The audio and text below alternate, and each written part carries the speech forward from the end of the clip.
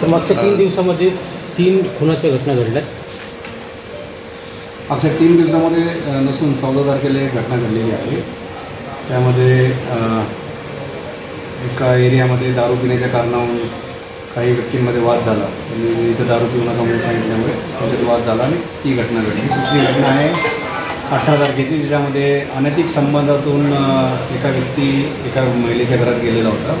तिच्या सासूने काही लोकांना बोलावून घेतले आणि त्यांच्यावर त्याला वादवादी होऊन त्याच्यामध्ये त्याचा मृत्यू झाला। तिसरी घटना जी आहे ती 18/7ची एक रेकॉर्डेड गुन्हेगार आहे जोगदंड यांनी अमोल नावाच्या व्यक्तीला तोही आरोपी आहे सोबतच परंतु दूर बसून दारू पित होते आणि त्यामध्ये त्यांचे काहीतरी किरकोळ वाद झाला आणि त्यांनी त्याच्या डोक्यावर कड्याने मारहाण केली आणि त्याच्यामध्ये त्याचं स्टॅबिंग झालेलं आहे, त्याच्यामध्ये त्याचा मृत्यू झालेला। या सर्व तिन्ही प्रकरणांमध्ये जे कोणी आरोपी आहेत ते अटक करण्यात आलेले आहेत किंवा त्यांच्यावर अटकेची कारवाई सुरू आहे, सर्व ताब्यात घेण्यात आलेले आहे आणि या अनुषंगाने त्यांची पुढची कायदेशीर कारवाई प्रक्रिया सुरू केली। सर, मुजामपेठमध्ये जे काल परवा झालं ना त्याच्यात ते सुद्धा गुन्हेगार होता असं माहिती मिळाली। त्याच्यामध्ये मुजामपेठमध्ये जे दोन जे घटनांमध्ये आहेत, पहिल्या दोन्ही प्रकरणामधले व्हिक्टीम यांच्यावर पूर्वी जे काही गुन्हे आहेत आणि आत्ताचा जो दाखल झालेला आहे 621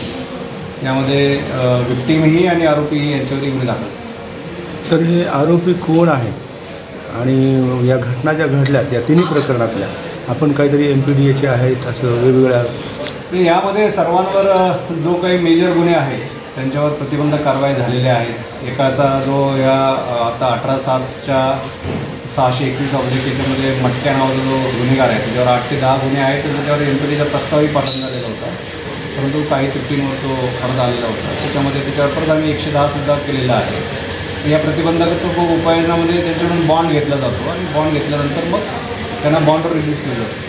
त्या बॉन्डच्या याच्यामध्ये आता त्याचं व्हायलेशनची पण कारवाई होईल आणि MPDAची पण कारवाई करण्यात येईल।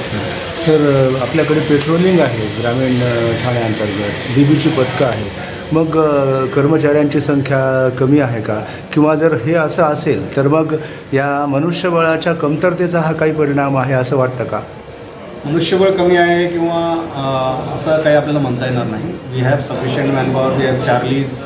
आमच्याकडे इथे सगळ्यात जास्त फोर्स नांदेड ग्रामीण पोलीस स्टेशनचाच आहे जिल्ह्यामध्ये आणि इथे वाहनं या सगळ्यात दिलेल्या आहेत, परंतु याचं जॉग्राफिकल एरिया थोडा मोठा आहे। इथे स्लम एरिया टाईप थोडेसे जास्त एरिया आहे आणि इथे व्यसनाधीनतेच्या आहारी गेलेले काही एरियाज आहेत, त्या एरियामध्ये आमची